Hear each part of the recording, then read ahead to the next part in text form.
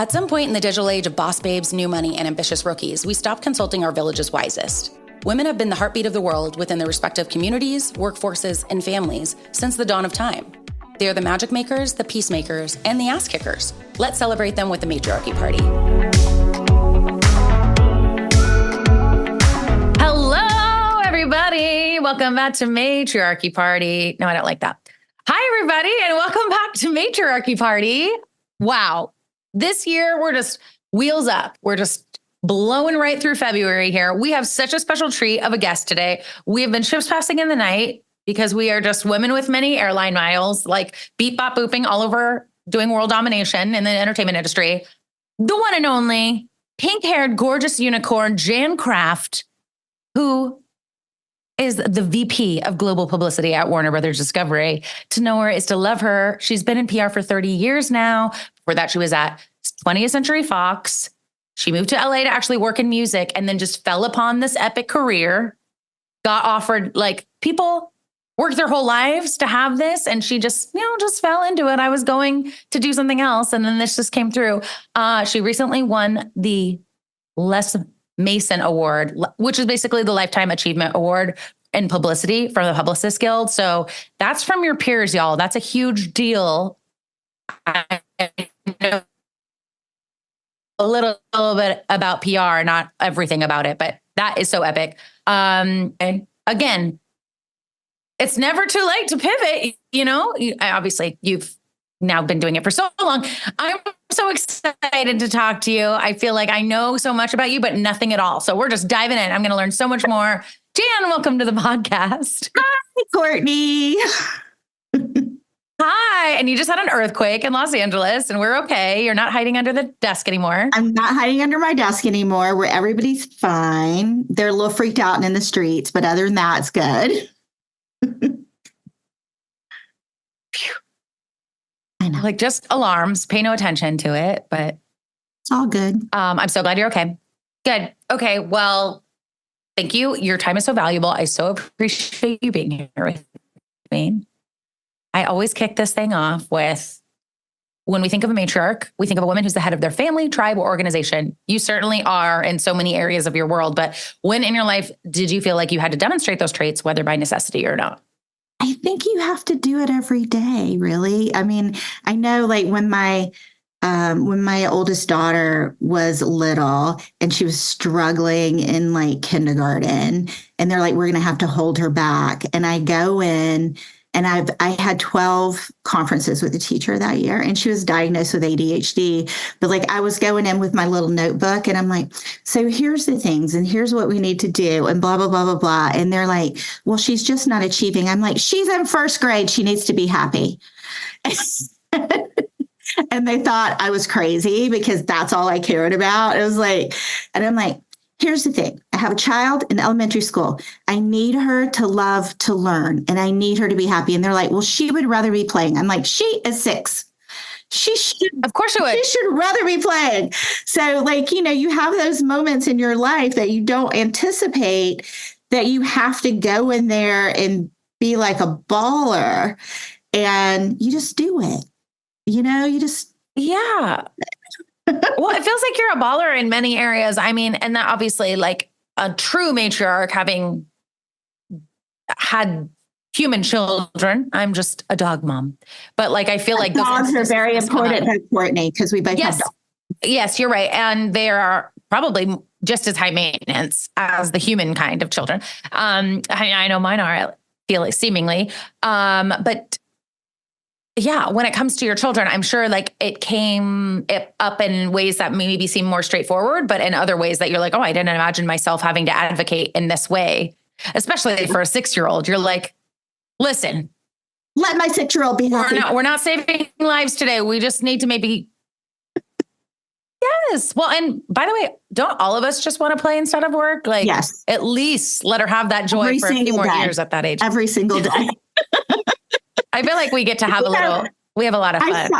Yeah, I find that I do that at work too. Like, this week we were struggling with a journalist who was like unhappy about something, and I was just copied. So I was watching it go on. And then it was like Friday night, and I just like weigh in. And the publicists were like, thank you so much for taking up for us.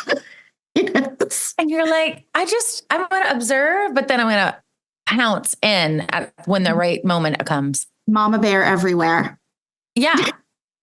Well, do you feel like you maybe also in the workplace? I'm sure that happens then all the time. If you have examples of, because sometimes it's so hard.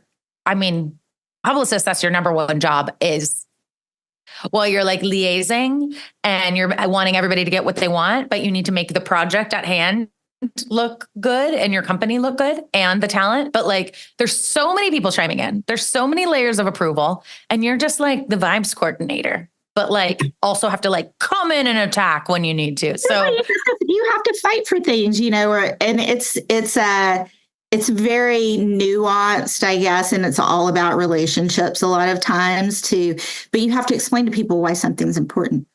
Yeah. Like, this is important because, and sometimes you can really turn people around. I work with a lot of people that like to say no a lot. To turn no's into yeses. You're like, listen, I know that's your favorite word, but how can we work together here? You say no? Well, Suzanne Fritz, who I work for, her big comment is, you say no, I hear maybe. Not right this second, maybe. I like it. It's a maybe to me. Well, I feel like PR and digital are now like more best connected friends than ever. We're best friends.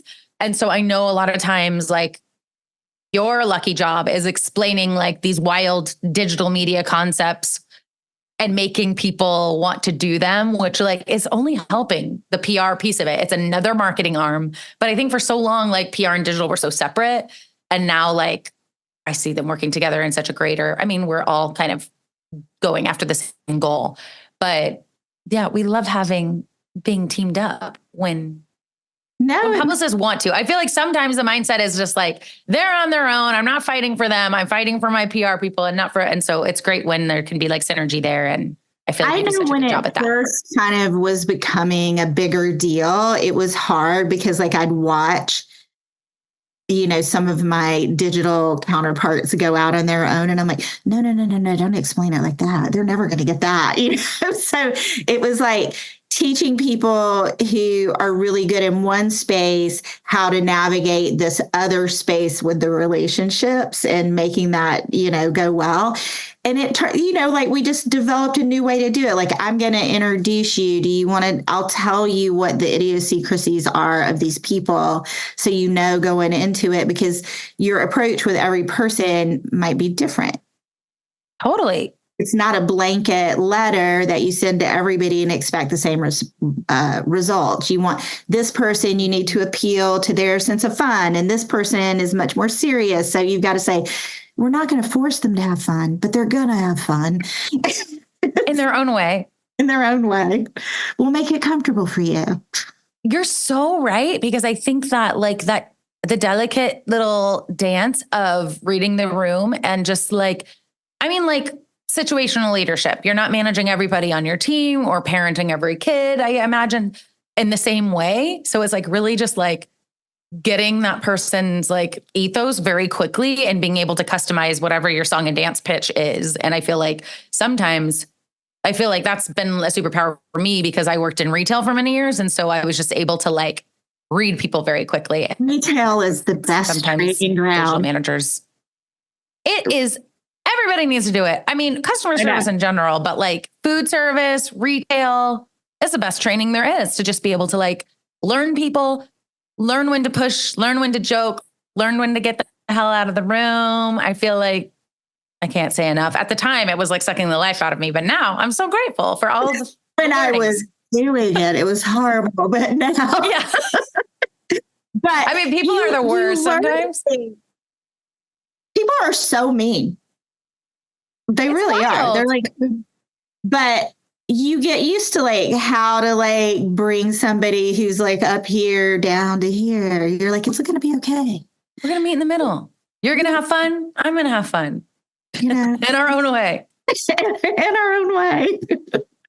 Well, I mean, it seems like you've like lived so many lives, but like if you worked in retail and then you're a pre-med student and you are a mother and now you are the PR empress goddess of Los Angeles, like how has the feeling or thought of success evolved for you? Like, what did it mean? It's interesting. A decade ago, what does it mean now? I always really just wanted to be happy. Like, that's it. That's it. Like, I know that is. I really enjoy what I do, and I've enjoyed everything that I did. I worked at a grocery store when I was in high school and college. Like, I enjoyed working at the grocery store, and I took things from that. I've enjoyed when I was the marketing receptionist and when I was an assistant. Like, I've turned jobs down that I knew would make me unhappy. And that's hard for some people to understand sometimes. And I'm like, but I would be miserable. And I can't be miserable because it would kill my spirit. Yeah. It's not like you're happy every minute of every day. Of course. But, when things frustrate you, everybody has that. But it's like, am I generally happy in what I'm doing? And I am. Like, I love it. I love what I do. I love that I can turn people around. I, love that I can talk to people in lots of walks of life and, and deal with them in their own life. And I think it's just being a people person. Like, as long as I can be a people person in what I'm doing, I'd probably figure out how to be happy. That's so true. I feel like my most important goal.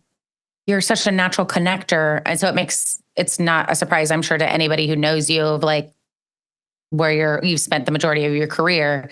But I am the same way. Like, if I am not with the people, I always say, I'm like, I want to be like Ariel. I want to be where the people are, because even like through COVID, I mean, obviously it was depressing and horrifying for the majority of everyone. But I feel like, even though I feel like I'm an extroverted introvert or like on the cusp there, because I do like solo time to recharge. I was listening to these one and I was like, oh yeah, I have to be alone, and everybody knows it. Like, it's like my family knows that, like, when I've had too much input, stimulation, it's like I have to go and like read a book.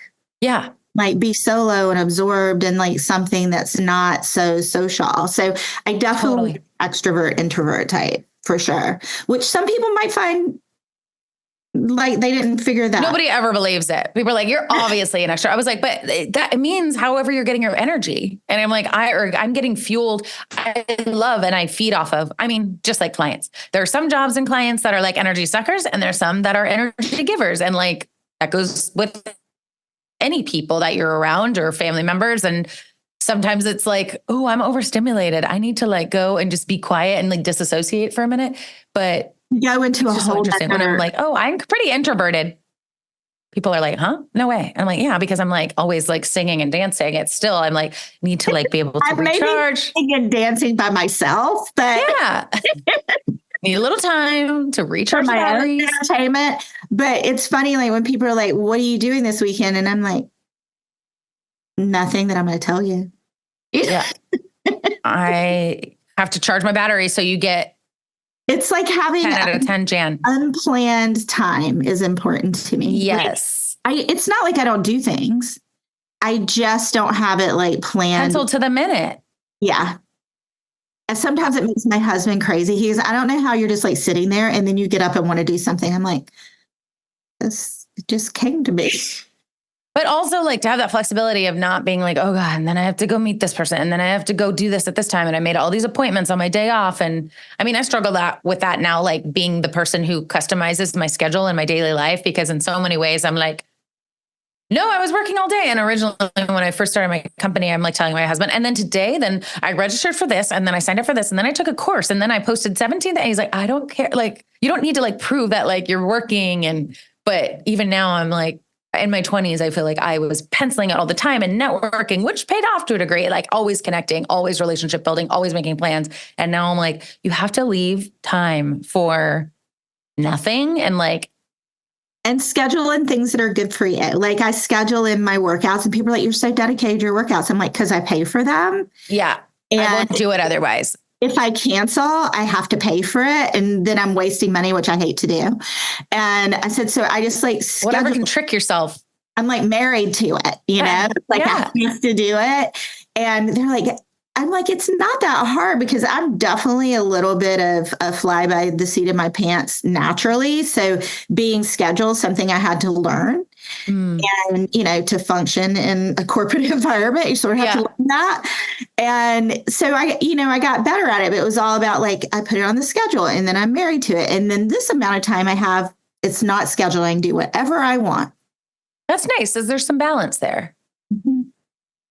Well, because I feel like too much of one or the other, like I'm a person who I'm like, every day is very fluid. There's calls, there's like deck making, there's like new proposals I'm putting together or podcasting now or travel time. Like every day is a new adventure. But if I don't, set up the foundation of like scheduling the things that I need, like just as a human to survive, whether it's like the workouts or like you need to eat breakfast. So you're going to look up at 4:00 and realize you haven't eaten anything, or drinking water. Like we're basically just houseplants. Like those things will not happen if they're not on the Google Cal.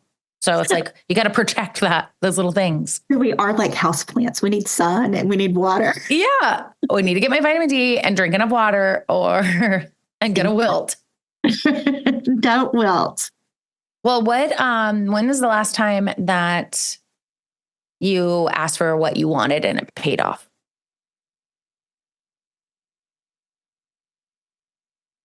That's a good question. I don't know. I'm all about asking for what you want. I'm sure you have to do it every day at work. Well, you do have to do it. I mean, I think, asking for help is something that particularly women find hard sometimes. So I have a great team at work that are so helpful, but sometimes I feel like I do too much myself. So I have to stop and ask for help and say, can you do this? Can you, whatever it is, can you take this over? And I've been much better about doing that, which I think makes a big difference. I don't know if that really answered your question, but yeah, I mean, it sounds like frequently you have to ask. I mean, you're doing that with clients, asking for what you want, like, and like finding a middle ground if that's the case. But I do think it's so hard to ask for help in general, especially for women, because like we've just been programmed somehow that we can all do it all, whatever that even means, because like that's not a real thing. And we don't there's no such thing. Yeah. There's just like, I don't even want to try. For so long, I was very stressed about like, I need to be a 10 out of 10 in every area. And I'm like, no, that's not, it's a pie chart of all of your things that make you you. I think we all do that because, especially when you're younger, you're like, I want to achieve this. I want to do that. I want to have this in my life, whatever it is. And you are trying to do it all. And then you're like, and my house has to be perfectly clean. Mm-hmm. And, I need to have perfect children. Well, you know what? Life is not perfect. Nobody's perfect or anything. Mm-hmm. And but why do we make up this that we have to be that way if there is nothing perfectly imperfect? That is so true. You're right. And all we have to do is, if you want to improve one thing, just don't try to improve them all at once. That is such a good tip. Because I feel like, even like New Year's resolutions, you're like, okay, I'm going to do these 45 things and I'm going to incorporate all these new hobbies. And you're like, okay, who's the reality of the person that you're setting these goals for? Even like doing 3 things and mastering it. It's like you're setting yourself up for failure because it takes 21 days to like set your habit and then you're going to do 45 of them. And then like, I don't know, I get overwhelmed because I just think, why not just do every goal? And you're like, I gave somebody advice a couple of weeks ago that's struggling in multiple parts of their life, work life, private life, family life. Mm-hmm. And I said, that's impossible because you can't do it all. So you have to find which segment can live without you for right now. Mm. And I'm like, it doesn't mean you're going away. It just means that you can't make that your area of concentration. And sometimes you just have to say, I'm going to get to this, but it's going to take me a little bit because I have these other things that are taking my attention right now. And I'm going to get back to you. And she's like, you do that? I'm like, you have to do that. You have to, because you can't, otherwise you're going to make yourself crazy trying to fix it. Yes. Well, and we do put so much pressure. excellent advice, because I think people don't do that, especially until they think they have permission. So for you to like give someone that, and you're like, I have permission to like, it's not even like, it's like putting something on the back burner. Falling apart seems like a bad idea. Yeah. You're going to bubble over if you keep working. It's not sustainable. However, you're trying to manage all of the plates in the air. And so you're like, okay, let's just do one thing really well, or 2 out of 3, and then get to that one once you feel like you're in a place to like take the training wheels off. But that's good advice. It seems like this is an everyday thing, but like, when's the last time you did something just for fun? I went ice skating at Christmas. I'm terrible at it. But it was fun. But it was fun. You know what? It's actually fun to fall down. You know what? That's so cute. And I think a metaphor for life, really. There you go. It's fun when falling down. I mean, all I did was fall down and giggle. And that's how we should be rolling into this. Something that's like, oh gosh, I'm a grown up and I'm falling. Like, I always feel like roller skating, I'm just like spending half the time on my buns. I was like with all my little nieces and nephews, and they giggled too. So, you know. That's so fun. Yeah, it was really fun. Oh, you're definitely like the cool aunt, huh? Like, Definitely. Gosh, that's like, I have one little niece. My little niece, I had a Wonka shirt, but it's a small, and she's 7. So much bigger than her. So once I left, when she went her first day back to school, she came out of the house and she was wearing the Wonka sweatshirt, which came down below her knees. And they're like, you can't wear that to school. And she goes, Jan gave it to me and I'm wearing it. And I was it's not even like Aunt Jan, it's Jan. Jan gave it to me and I'm wearing it. Okay. Well, then we'll just tie it. Now it's a dress. That's so cute. You know, which of course made me giggle too, you know. Yes. I'm spoiling them. So that is the goal. Well, I mean, I feel like all I've ever wanted to be was like the cool aunt who goes to like faraway lands, who like brings back like amazing gifts and exotic presents from like across the world. And so you're doing that. And that's what I'm starting to do. Best aunt ever. Yeah. I'm like, hello, just bring presents and then I'm just like caffeinate them. She lives in another state, but I was like, oh, you're my bestie. I'll FaceTime you. And then I'm going to go. Mine too. Some of them live in California, but Northern California, but most of them live in Georgia. Oh. Yeah. So I only see them like a couple of times a year. Do you get to drive a couple of times? Well, that's nice. I mean, some people like, but still never enough. I feel like when I lived in California, my family was in Arizona. I was like, even if I saw them once a month, I was like, never enough. And now that I live here, I'm like, am I seeing them all the time? Probably not like every day, like you think. Like it's never going to go back to when you're 10 years old, but you can dream. It's so funny. But you know what? We try. I'm pretty close with my sisters. How do you prepare for something scary? I ask myself, what's the worst thing that could happen? And then it like makes you less anxious about it? It makes it less scary. I mean, some of the things that can happen sometimes are scary, like, you know, but a lot of times not as scary as you would think. Not scary enough to make you totally frightened. That's interesting because like, as much as you were just saying, you know, I have to schedule these days. I don't have a lot of things planned. You strike me, especially in work, as somebody who like has it together and has a plan and is very organized and very much like wants to be in control. So it's just funny to think like, yeah, instead of maybe, I don't know, you as a human is like more loosey-goosey and relaxed, but like you in the workplace is like on it. Of course, you must be, we got to get it done. So then that makes sense that you're just like, okay, well, I have to plan all scenarios and then whatever happens, I'm prepared. And I think, you know, we got a lot of that and you probably saw some of this during the pandemic because you had to plan and replan and then replan and then plan again. And then make a plan that happened, but you weren't sure if it was going to happen. And I think it taught you to pivot a lot. I think a lot of people learned how to pivot on a dime. For sure. During the strikes, it was the same thing. You know, you have a project that's ready to go, but you don't know if it's going to happen. And you're doing all this planning. So it's hard. It's hard to keep people motivated because you're planning for what? I said, you're planning so it's not a disaster if the strike lifts. Yeah. Basically.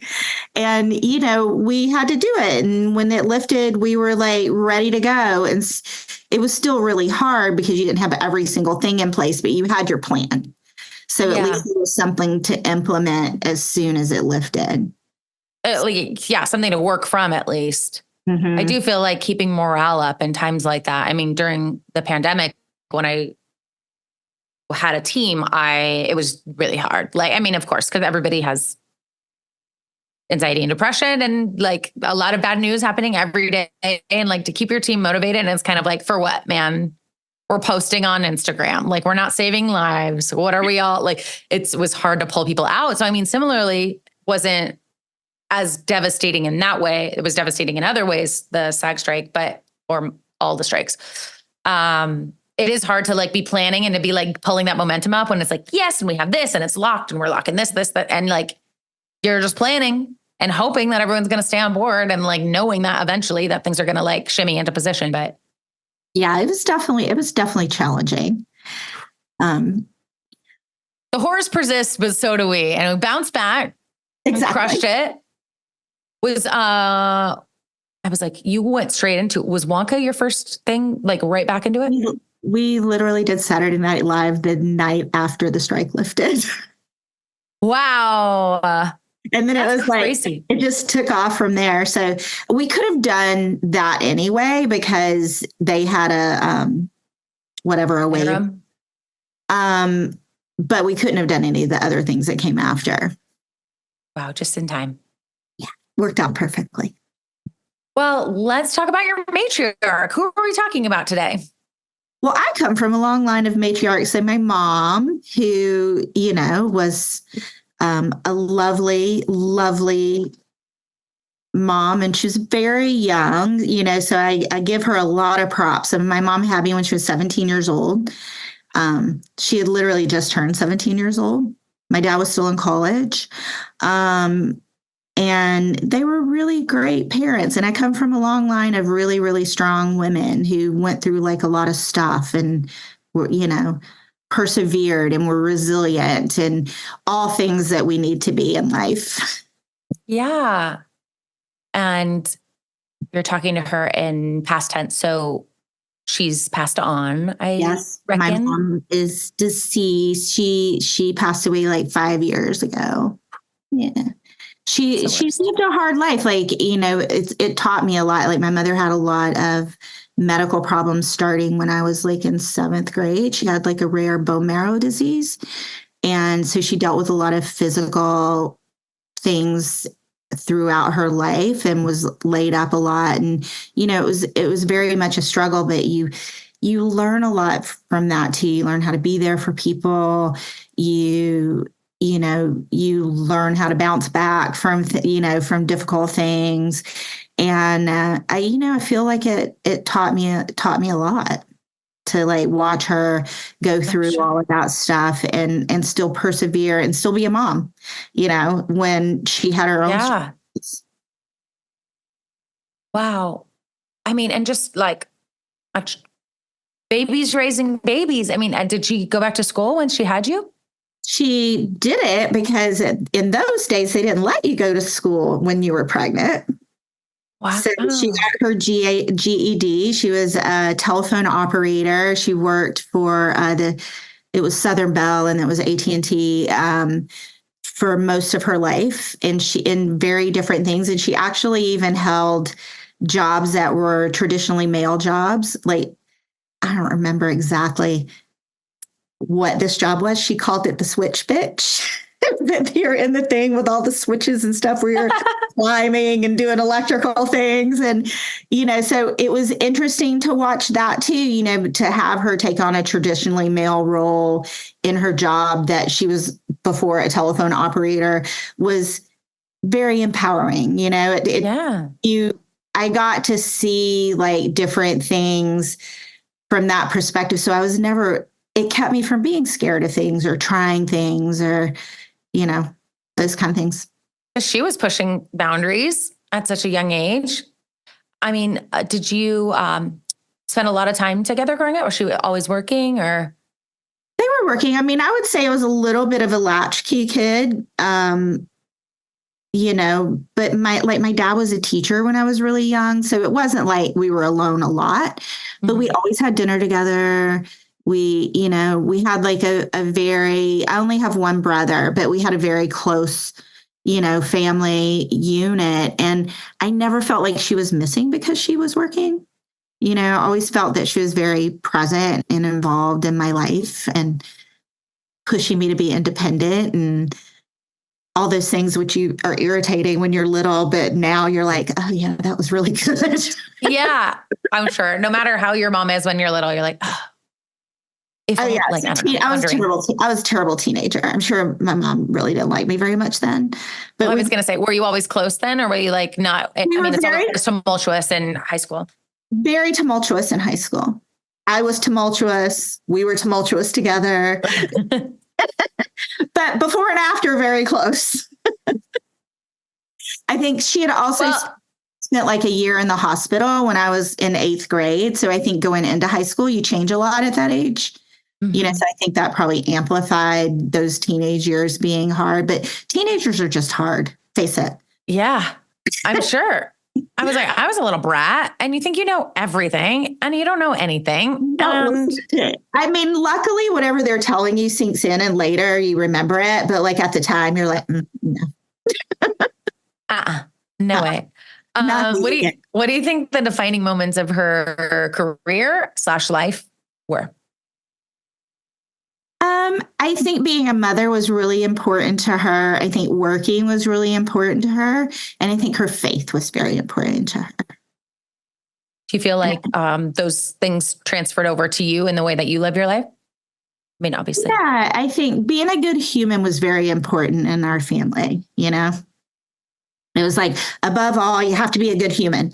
And I'm like, okay. I like really tried to take that to heart and be that. Yeah. I feel like that's so you. I mean, just on first meeting you, just like, you're just this like vivacious. I want to say like you have like a little pink glow because of us, especially because your hair is pink. And I'm all just like good. Yeah. Especially just such good positive energy and just like having fun and always have a smile on your face and just like we don't work together all the time, but like I feel so grateful when I do get to work with you because you're just like such a fun, good, positive energy. I think I really gravitate towards other people that have that too, because like you were talking about before, sometimes your clients suck the life out of you. Sometimes they inject life into you. And so I really like gravitate because what we do is hard sometimes. Yeah. It seems like fantasy life, but it's still very hard work. I tend to gravitate towards people that we can mutually fill each other up. Totally. That's so true. Because I mean, then you can kind of like, I don't know, it's like being a friend or in a relationship with somebody in the entertainment industry. It's like a whole other love language. That's not one of the 5, like to be able to like support that person. So when you like find like spirits, I feel like you have to cling on to them and then you're able to kind of just support them in a greater way. It's great to support other people. I think a lot of comes from that. One of the things my mom told me so after I had this terrible car accident when I was 22 and I had a lot of surgery afterwards, it took like a year for me to kind of recover. And I was really struggling. Like, what do I want to do in life? Blah, blah, blah. What am I meant to do? And my mom told me, she goes, some people are meant to cure cancer. And some people are meant to be the United States president. And she goes, and some people just bring joy to the people around them and make them feel good. And I was like, see, now I'm going to get teary. I told you I would. Yeah. And I'm like, you know what? That's okay. And, and then I did go on to accomplish things, but so much. Yeah. I always carried that I didn't have to, because no matter what I was doing, I was still doing something positive in the world. No matter what I did as a job. So true. Well, and she knew you so well, obviously, like it's still like so close and deep in within who you are now is because of those words. Cause I think especially just at such a young age and going such a traumatic experience, you're just like looking for purpose, and probably life got put on hold for you for a while after that accident. You're just like a little, you're a little confused. I mean, it took me a while to figure out my life. Yeah. I mean, it takes everybody a long time, but I imagine in such like a twists and turns, Yeah. But that's the whole thing about resilience. You have to be resilient. You weather that. And so that road wasn't the road for you. Well, there's another one right over there.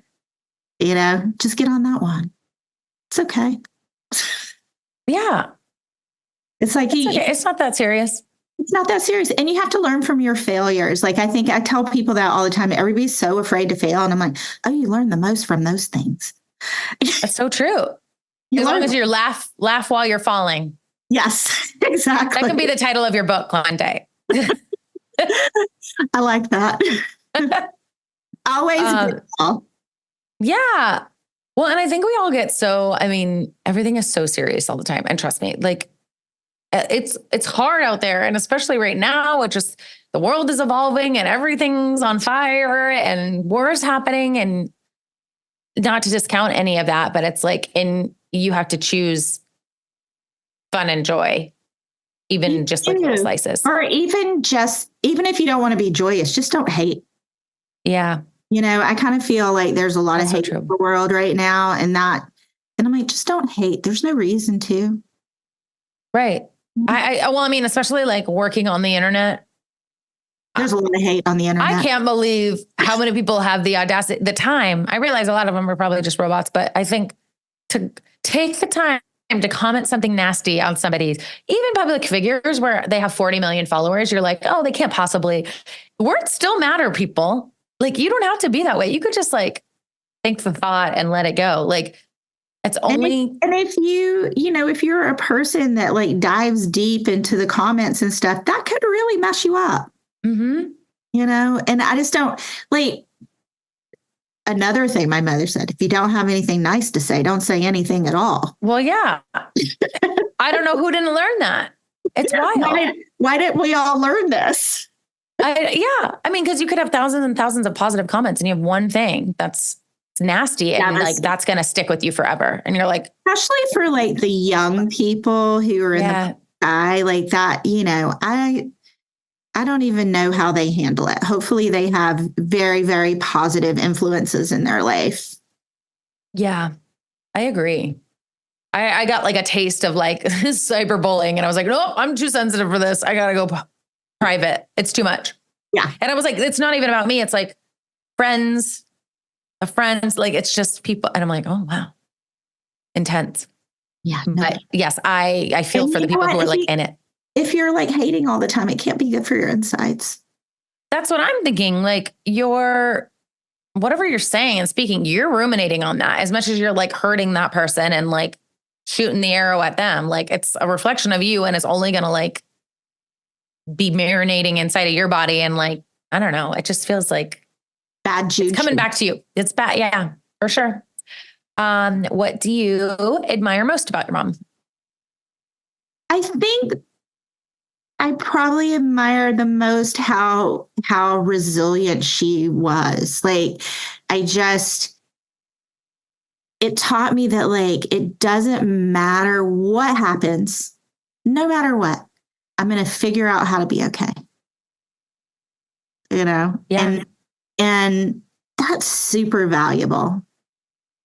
It is super valuable. Just, I feel like, and I mean, there are moments, believe me, when I'm like, I don't know if I can handle this, but deep down, I know that I'm going to figure out a way to handle it. And I've been through some hard stuff. Like, I've had times when I thought everyone was against me, and I figured out how to get through it, and when you come out the other side, you're a better person. So I think be that with me always. And, I hear her voice sometimes when I have to go through that. It's like, you're like, no, don't give up. You can do this. Oh, well, and I'm sure finding that resiliency within your own self, that's not without your, I just think like you only find out that's within you when you have to go through hard things. And so when you're like put in these situations where you're like, well, we had a good run, but everybody hates me, or I'm going to get fired, or I'm going to break up with my significant other. And you're just like, well, and then you're just like, I don't know who put that little voice in there. But then you find out you're like, wow, I'm a lot stronger than I think. Yeah. And not everybody hates me. And that was just a little voice in there. You're like, go away, little voice. Go away, voice. You're wrong. Well, I was going to ask one word. We all go through that. We all go through that, you know. We really, but like, how special to have that like driving force, even years after she's not Earthside. I feel like she's still like guiding you in so many ways. Absolutely. I think you never forget all that wisdom. Totally. But then she's also the little voice in your head now. It's like, that's so sweet. I'll talk to you. Yeah. I feel that with my dad too. I'm like, hi, Dad. Like I saw that nod, or I heard that motorcycle engine rev, and I'm like, that's like a nod. Yeah. Exactly. There's all these little things, how they talk to you.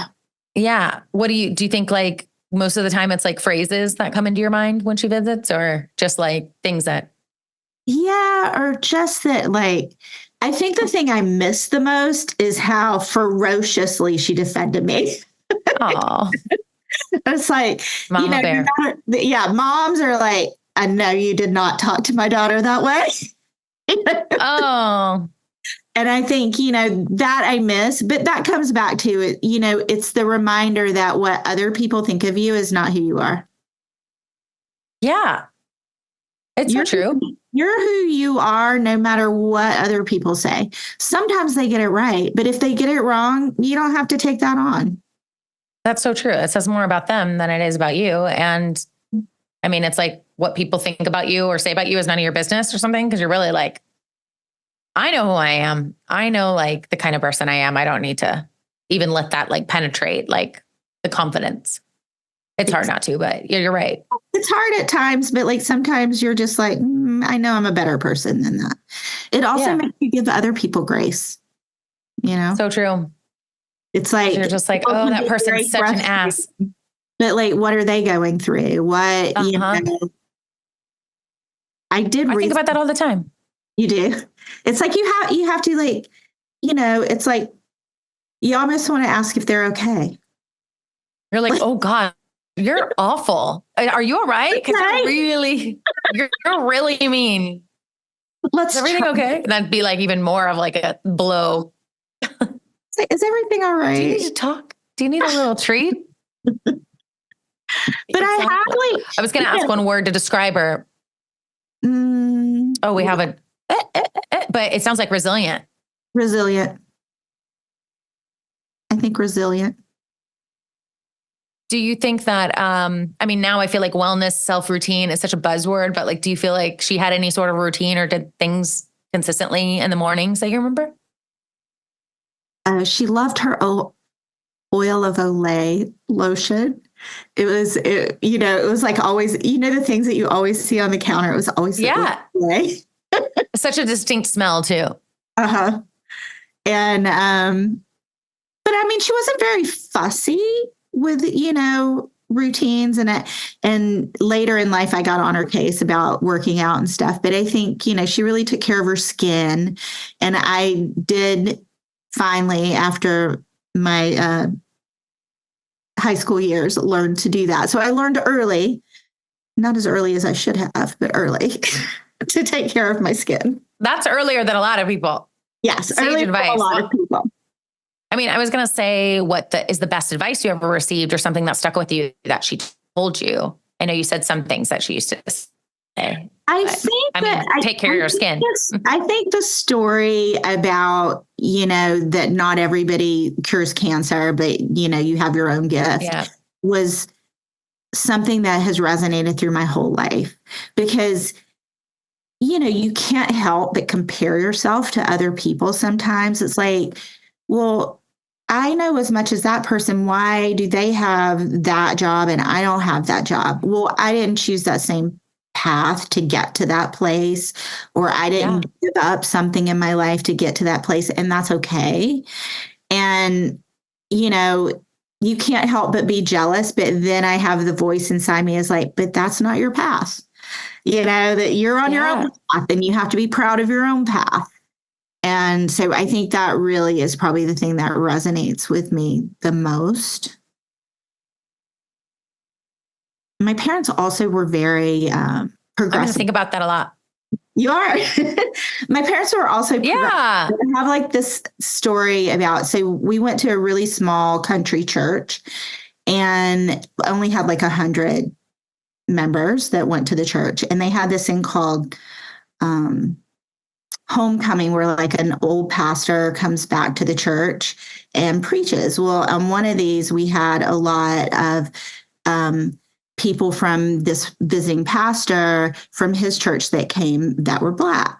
Well, I grew, there were whispers in the church. And at the next church meeting, both my parents stood up and said, "This is God's house and everybody is welcome here. And if that's the kind of thing that our children are going to see, we can't have them here."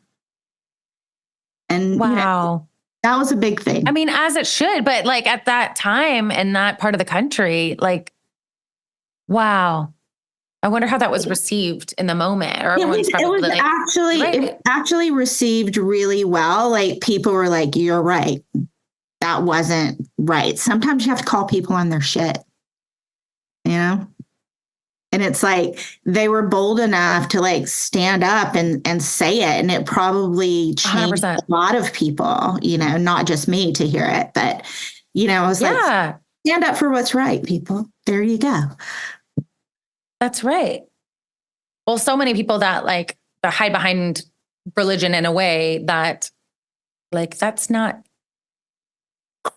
Christ-like behavior at all. Like, I feel like love is like the foundation. And if you're like hating various communities, like you've missed the whole book. You missed the whole point, but missed the whole point in life here. Yeah. You see it today. I mean, we see a lot of it today, which makes me very sad. So that's actually been in my mind a lot recently. I mean, it should be in everybody's minds, but you're like, it's crazy that in this day and age, like we're still having these conversations and still like having to like call people on their shit in that way. Yeah. It's like, no. Well, final question. If you could say anything to your mom, what would it be? I love you. Well, you can tell her. I'm sure she's sitting right there with you. Exactly. Oh, my heart. I'm tearing up too. That says it all. Oh. You're like, thank you. I have to go back to work with teary eyes now. Thanks, oh my gosh. Thanks for my therapy session today. It was so special learning about her and talking to you. And I'm just so inspired by you. Love any chance I can to see your face. And I hope to see you in person very soon. Let's see each other more. Yes. That'll be our New Year's resolution here. Okay. We got it. Okay. Thank you so much for your time. I know how busy you are. I appreciate you so much. I appreciate you too, Courtney. Thank you. Bye.